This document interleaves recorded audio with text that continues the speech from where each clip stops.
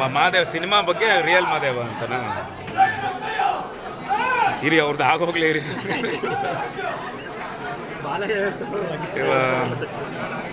ನಮಗೆ ಈ ಸಿನಿಮಾ ಒಂದು ಸತತವಾಗಿ ಒಂದು 3 ವರ್ಷದ ಪ್ರಯತ್ನ. ಸೊ ತುಂಬ ಟೆಕ್ನಿಕಲ್ಲಿ, ಆಮೇಲೆ ಸೌಂಡ್ ಡಿಸೈನಿಂಗಿಂದ ಹಿಡಿದು CG ವರ್ಕ್ಗಳಿಂದ ಹಿಡಿದು ಒಂದಿಷ್ಟೆಲ್ಲ ತುಂಬ ಕೆಲಸಗಳು ಮಾಡಿದ್ದೀವಿ. ಯಾಕಂದರೆ ನನ್ನ ಲೈನೇ ತುಂಬ ಇಷ್ಟ ಆಗಿತ್ತು. ಮಾಡ್ಬೇಕಾದ್ರೆ ಒಂಥರ ಡಿಫ್ರೆಂಟ್ ಲೈನು. ಇಲ್ಲಿವರೆಗೂ ನಮಗೆ ಬರದೇ ಇರೋವಂಥ ಒಂದು ಕತೆ ಇದು, ಕನ್ನಡದಲ್ಲಿ ಬರದೇ ಇರೋವಂಥ ಒಂದು ಕತೆ. ಒಬ್ಬ ಹ್ಯಾಂಗ್ ಮ್ಯಾನ್ ಪಾತ್ರದಲ್ಲಿ ಆ್ಯಕ್ಟ್ ಮಾಡಬೇಕು ಅಂದಾಗ ತುಂಬಾ ಒಂಥರ ಬೇರೆ ಥರದ್ದೇ ಇತ್ತು. ಸೊ ಡೈಲಾಗ್ಸ್ ಇದ್ರೂ ಸ್ಕ್ರಿಪ್ಟ್ಗಳಲ್ಲೇ ಕಟ್ ಮಾಡಿಬಿಟ್ವಿ ನಾವು ಡೈಲಾಗು. ಒಂದಿಷ್ಟೆಲ್ಲ ಶೂಟ್ ಮಾಡಿ, ಆಮೇಲೆ ಎಲ್ಲೋ ಒಂದು ಕಡೆ ಮಹಾದೇವ ಮಾತಾಡೋದಕ್ಕಿಂತ ಆ್ಯಕ್ಟಿಂಗಲ್ಲಿ ತೋರಿಸ್ಬೇಕು, ಭಾವನೆಗಳು ಜಾಸ್ತಿ ಇರಬೇಕು ಅಂಥೇಳಿ ಮಾಡಿದ್ದು. ಸೊ ಖಂಡಿತ ಜನ ಇಷ್ಟಪಡ್ತಾರೆ. ಆಮೇಲೆ ಒಂದು ಎಮೋಷ್ನಲ್ ಕಂಟೆಂಟು ಆ್ಯಂಡ್ ಮೇಜರಾಗಿ ಒಂದು ಕಮರ್ಷಲ್ಲು, ಕಲ್ಟು ಆ್ಯಂಡ್ ಒಂದು ಆರ್ಟ್ ಒಂದಿಷ್ಟಿದೆ ಗೊತ್ತಾ, ಅದನ್ನು 3 ಮಿಕ್ಸ್ ಮಾಡಿ ಈ ಸಿನಿಮಾ ಮಾಡಿದ್ದು, ಬ್ಲೆಂಡ್ ಮಾಡಿದ್ವಿ. ತುಂಬಾ ಒಳ್ಳೆ ಪ್ರತಿಕ್ರಿಯೆ ಬರ್ತಿದೆ. ಆ್ಯಂಡ್ ಎಸ್ಪೆಷಲಿ ಎಮೋಷ್ನಲ್ ಲಾಸ್ಟ್ ಆ 20 ಮಿನಿಟ್ಸು ಆ ರಾಕ್ಷಸನ ಒಂದು ಪರಿವರ್ತನೆ ಇದೆ ಗೊತ್ತಾ, ಅದು ತುಂಬ ಇಷ್ಟಪಡ್ತಾರೆ ಅಂತ ಗೊತ್ತಿತ್ತು. ಅದೇ ಥರ ಸ್ವೀಕರಿಸ್ತಾ ಇದ್ದಾರೆ. ಇವತ್ತು ಫಸ್ಟ್ ಡೇ ಫಸ್ಟ್ ಶೋ ಆಗಿದೆ ಸಿನಿಮಾ. ಸೊ ಒಳ್ಳೆ ಪ್ರತಿಕ್ರಿಯೆ ಸಿಗ್ತಿದೆ ಆಲ್ ಓವರ್ ಕರ್ನಾಟಕದಿಂದ. ಇಲ್ಲ ತುಂಬ ಚೆನ್ನಾಗಿದೆ. ರಿಪೋರ್ಟ್ ತುಂಬ ಮೇಯ್ನಾಗಿ ನಮ್ಗೆ ರಿಪೋರ್ಟ್ ಬೇಕಿತ್ತು, ಅಂದರೆ ಒಳ್ಳೆ ಸಿನಿಮಾಗಳು ಬರಬೇಕಾಗಿತ್ತು. ಸೊ ಇವತ್ತು ಒಂದು ಒಳ್ಳೆ ಸಿನಿಮಾ ಬಂದಿದೆ. ನನ್ನ ಸಿನಿಮಾ ಅಂತಲ್ಲ, ಇವತ್ತು ರಿಲೀಸ್ ಆಗಿರೋ ಎಲ್ಲ ಸಿನಿಮಾಗಳು ಒಳ್ಳೇದಾಗಲಿ ಅಂತ ನಾನು ಕೇಳ್ತೀನಿ. ಕನ್ನಡ ಸಿನಿಮಾಗಳು ಗೆಲ್ಲಬೇಕು, ಇಲ್ಲಿ ಕನ್ನಡ ಸಿನಿಮಾಗಳು ಒಳ್ಳೇದಾಗಲಿ.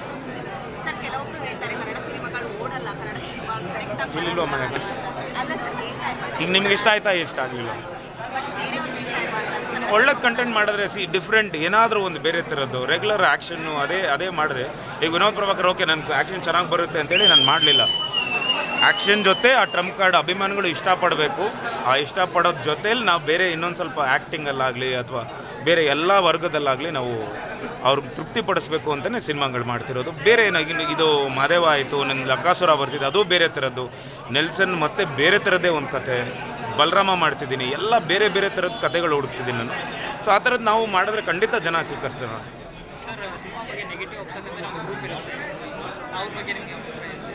ಸರ್ ಕನ್ನಡ ಸಿನಿಮಾ ಸರ್, ನಮ್ಮ ಮನೆ ಬಗ್ಗೆ ನಾವೇ ಕೆಟ್ಟದಾಗ ಮಾತಾಡಬಾರ್ದು ಸರ್, ಅದೊಂದೇ ಸರ್.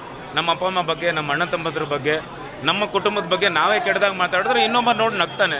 ಅದಕ್ಕೆ ಹೊರಗಡೆ ಇರೋರೆಲ್ಲ ಬಂದು ಇಲ್ಲಿ ಆಳ್ತಿರೋದು.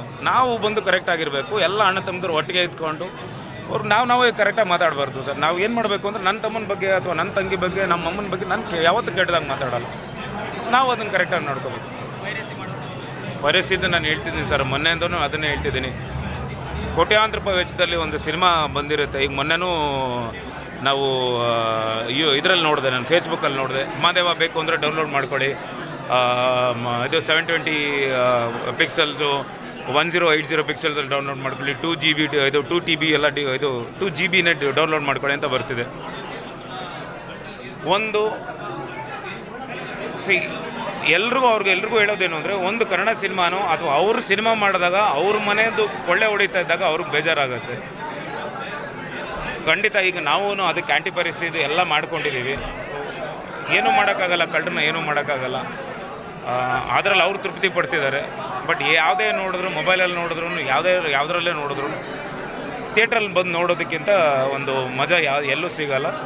ಅವ್ರ ಹತ್ರನೂ ನಾನು ಕೇಳ್ಕೊಳ್ಳೋದು ಒಂದೇ, ದಯವಿಟ್ಟು ಪರಿಸ್ಥಿತಿಗಳು ಮಾಡಬೇಡಿ. ಆದಷ್ಟು ಅದನ್ನು ಕಂಟ್ರೋಲ್ ಮಾಡಿದ್ರೆ ಕನ್ನಡ ಸಿನಿಮಾ ಇವತ್ತು ಓಡಲ್ಲ, ಜನ ಬರ್ತಿಲ್ಲ ಅಂತಾರೆ. ನಾವು ಅಲ್ಲಿ ಆ ಥರ ಪರಿಸ್ಥಿತಿ ಇದ್ದಾಗ ಮೊಬೈಲೆಲ್ಲ ಕೂತ್ಕೊಂಡು ಯಾರಿಗೂ ಕನ್ನಡ ಸಿನಿಮಾಗೆ ಹೋಗೋದು, ಥಿಯೇಟ್ರಿಗೆ ಯಾರು ಹೋಗೋದು ಅನ್ನೋದು ಫೀಲ್ ಬರುತ್ತೆ. ಸೊ ಕೈಯಲ್ಲೇ ಸಿನಿಮಾಗಳು ಬರ್ತಿದೆ, ಅದಕ್ಕೆ ಇವತ್ತು ಜನ ಬರ್ತಿಲ್ಲ.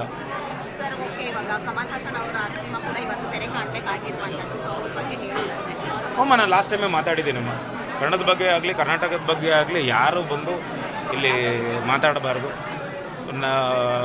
ಇಲ್ಲೇ ಇದ್ದಾರೆ ನಮ್ಮ ವಿನೋದ್ ಗೌಡರು, ಕನ್ನಡ ಪರ ಸಂಘಟನೆ ಹೋರಾಟಗಾರರು. ಅವ್ರಿಗೆ ಇವತ್ತಲ್ಲ, ನನಗೆ ಎಷ್ಟು ವರ್ಷದಿಂದ ಗೊತ್ತು ವಿನೋ ನಿಮಗೆ? 7 ವರ್ಷದಿಂದ ಅವ್ರು ನನಗೆ ಇಷ್ಟಪಟ್ಟಿದ್ದೆ. ಅವ್ರು ಬಂದಾಗ ನನಗೆ ಗೊತ್ತಿರಲಿಲ್ಲ. ನಾವು ಫಸ್ಟು ಯಾವುದೋ ಒಂದು ನಮ್ಮ ಅತ್ತಿಪೇಳೆಯಲ್ಲಿ ನಮ್ಮ ಹೆಬ್ಬಾಗ್ಲಿದೆ, ಅಲ್ಲಿ ನಾನು ಬರ್ತಾ ನೋಡಿದೆ ನಮ್ಮ ಕರ್ನಾಟಕದ ಬಾವುಟ ಇರಲಿಲ್ಲ ಅಲ್ಲಿ. ಇಮ್ಮಿಡಿಯೇಟಾಗಿ ನಾನು ಯಾರಿಗೋ ಹೇಳ್ತಿದ್ದೀನಿ, ಡಿಸ್ಕಸ್ ಮಾಡ್ತಿದ್ದೆ, ಏನು ಹಿಂಗೆ ಮಾಡ್ತಿದ್ದೀರಾ, ಬೇರೆಯವ್ರು ಏನು ಅನ್ಕೊತಾರೆ ಒಳಗಡೆ ಬಂದಾಗ. ನಾನು ಅವತ್ತಿಂದ ಅದನ್ನೇ ಮಾತಾಡ್ತಿದ್ದೆ. ಅವತ್ತಿಂದ ಇವತ್ತಿನವರೆಗೂ ನನ್ನ ಫೇಸ್ಬುಕ್ಕಲ್ಲಾಗಲಿ ಅಥವಾ ನಮ್ಮ ಇನ್ಸ್ಟಾಗ್ರಾಮಲ್ಲಾಗಲಿ ಇವತ್ತಿಗೂ ಮೆಸೇಜ್ ಆಗಲಿ ನಾನು ಯಾರ ಹತ್ರ ಮಾತಾಡೋರು ಕನ್ನಡ ಪದಗಳಿದೆ, ಕನ್ನಡದಲ್ಲೇ ಟೈಪ್ ಮಾಡ್ತೀವಿ. ನಾವು ಬೆಳೆಸ್ಕೋಬೇಕು ಅದು. ಅವರೇನೋ ಮಾತಾಡಿದ್ದಾರೆ, ಅವ್ರಿಗೆ ಅಷ್ಟೇ ತಿಳ್ಕೊಂಡಿದ್ದಾರೆ, ನಮಗೆ ಗೊತ್ತಿದೆ ಏನು ಅನ್ನೋದು. ಅಣ್ಣವ್ರು ಹೇಳ್ತಾರೆ ಕಲಿಯೋಕ್ಕೆ 100 ಭಾಷೆ, ಆಡೋಕ್ಕೆ ಒಂದೇ ಭಾಷೆ ಕನ್ನಡ, ಅದು ಕಸ್ತೂರಿ ಕನ್ನಡ ಅಂತ ಹೇಳ್ತಾರೆ. ಅಣ್ಣವ್ರಿಗಿಂತ ನಮ್ಮ ಎಕ್ಸ್ಪೀರಿಯೆನ್ಸ್ ಇರೋಲ್ಲ. ಅವರೇನೋ ಅವ್ರ ಪಬ್ಲಿಸಿಟಿಗೇನೋ ಹೇಳ್ಕೊಂಡ್ರು, ಆ ಟೈಮಲ್ಲಿ ಏನೋ ಒಂದು ಒಳ್ಳೇದಾಗ್ಬೋದು ಅಂತ. ಮತ್ತು ಖಂಡಿತ ಸರ್, ಖಂಡಿತ ಒಂದು ಒಳ್ಳೆ ಸಿನಿಮಾ ಬಂದಿದೆ ಸರ್. ಮೊನ್ನೆಯಿಂದ ಅದನ್ನೇ ಹೇಳ್ತಿದ್ದೆ.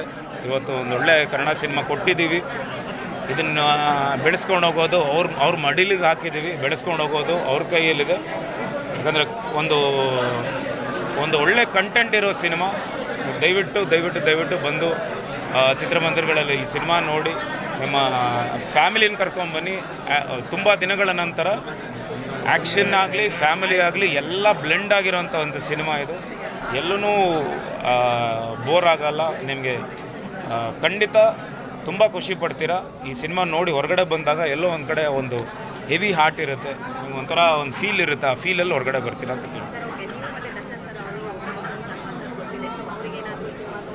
ಖಂಡಿತಮ್ಮ. ಇಲ್ಲ ನಾನು ಯಾವಾಗಲೂ ಮಾತಾಡ್ತಿರ್ತೀನಿ. ಖಂಡಿತ ಸಿನಿಮಾ ತೋರಿಸ್ತೀನಿ. ಅವರು ಡೆವಿಲ್ ಇದರಲ್ಲಿ ಶೂಟಿಂಗಲ್ಲಿದ್ದಾರೆ. ಖಂಡಿತ ತೋರಿಸ್ತೀನಿ ಸಿನಿಮಾ. ಮಾತಾಡ್ತಿದ್ದೀವಮ್ಮ, ನಾನು ಹೇಳ್ಕೊಡಲ್ಲ,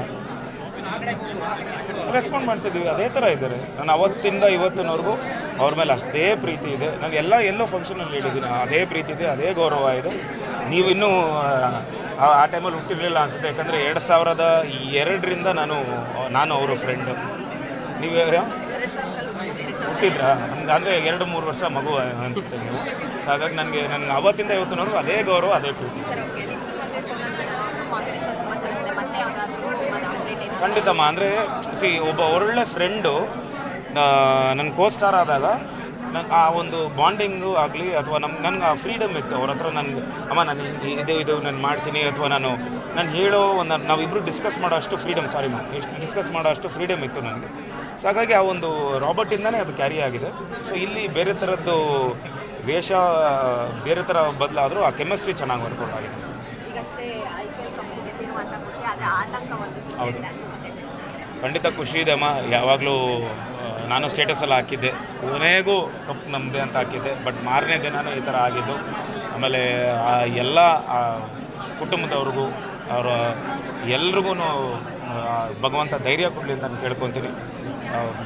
ನಿಜ ಸರ್ಕಾರದಿಂದ ಖಂಡಿತ ಮಾಡ್ತಿದ್ದಾರೆ, ಎಲ್ಲ ಅವ್ರಿಗೆಲ್ಲ ಹೆಲ್ಪ್ ಮಾಡ್ತಿದ್ದಾರೆ. ಆಮೇಲೆ ಏನು ಹಣಕಾಸು ಏನು ಸೇರಬೇಕೆಲ್ಲ ಮಾಡ್ತಿದ್ದಾರೆ. ಬಟ್ ಆದ್ರೂ ಪ್ರಾಣಕ್ಕಿಂತ ಯಾವುದು ಅದಕ್ಕೆ ಬೆಲೆ ಕಟ್ಟೋಕ್ಕಾಗಲ್ಲ.